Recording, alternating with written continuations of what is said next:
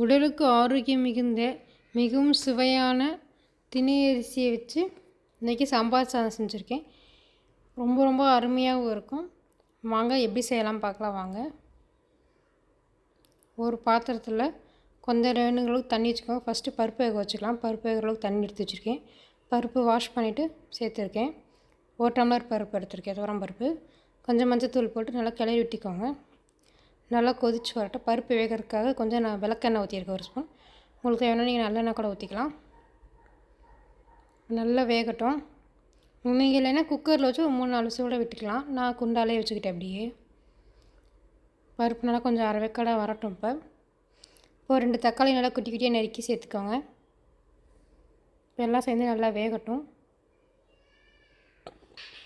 பருப்பு பார்த்திங்கன்னா ஒரு 4 அரை வேக்காடுக்கு மேலே வந்துடுச்சு. இப்போ தேவையான அளவு பூண்டு போட்டுக்கோங்க. ஒரு 4-5 பல் பூண்டு போட்டுக்கிட்டேன். திணை அரிசி 1 டம்ளர் எடுத்து நல்லா வாஷ் பண்ணி எடுத்துக்கிட்டேன் நான். நீங்கள் அளந்து கூட போட்டுக்கோங்க. ஒரு 2-3 தடவை நல்லா வாஷ் பண்ணிவிடுங்க. ஊற வைக்கணும்னு அவசியமே இல்லை. அது நல்லா வாஷ் பண்ணிவிட்டு பருப்பு பார்த்திங்கன்னா இப்போ நல்லா வெந்துருச்சு. இப்போ நம்ம கழுவி வச்சுருக்க திணை அரிசி தூக்கி இதில் சேர்த்துக்கலாம்.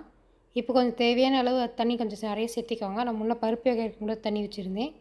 இப்போ கொஞ்சம் நல்லா தண்ணி நிறைய சேர்த்துட்டு நல்லா கொதிக்க விட போகிறேன். கொஞ்சம் தண்ணி நல்லா சேர்த்துக்கிட்டேன். தண்ணி நல்லா இப்போ கொதிக்குது. நல்லா கொதி வரட்டும். கொதித்து வந்து அரிசி நல்லா வேகட்டும். பார்த்திங்கன்னா 3/4 வேகத்தில் நல்லா அரிசியெல்லாம் வெந்துடுச்சு. இப்போ இந்த ஸ்டேஜில் நம்ம சாம்பார் தூள் போட்டுக்கலாம்.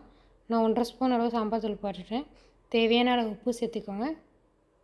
நான் கல் உப்பு சேர்த்துட்டேன். இப்போ எல்லாம் சேர்ந்து நல்லா கொதித்து வரட்டும். சாம்பார் தூள் எல்லாம் கரைஞ்சி பச்சை வடை போகிற நல்லா கொதித்து வரட்டும். இப்போ எல்லாமே நல்லா வந்துடுச்சு. நல்லா கெட்டியாகிடும் கொஞ்சம் நேரத்துக்குள்ள. இப்போ இன்னொரு பாத்திரத்தில் எண்ணெய் விட்டு கடுகு 1 ஸ்பூன், சீரகம் 1 ஸ்பூன், கருவேப்பிலை, காஞ்ச மிளகாய் எல்லாம் போட்டு நல்லா பதிக்கோங்க. தேவைப்பட்டால் உங்களுக்கு சின்ன வெங்காயம் கூட நீங்கள் நறுக்கி போட்டுக்கலாம்.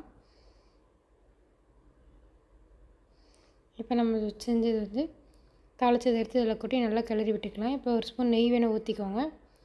லைட்டாக மல்லித்தலை தூவி இறக்கிடலாம்.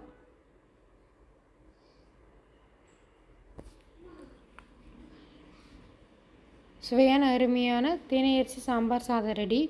இது நீங்கள் திணை அரிசி செஞ்சோன்னா குழந்தைங்களாம் விரும்பி நல்லா சாப்பிடுவாங்க. ரொம்ப உடலுக்கு ரொம்ப மிகவும் ஹெல்த்தானது, சத்தானது.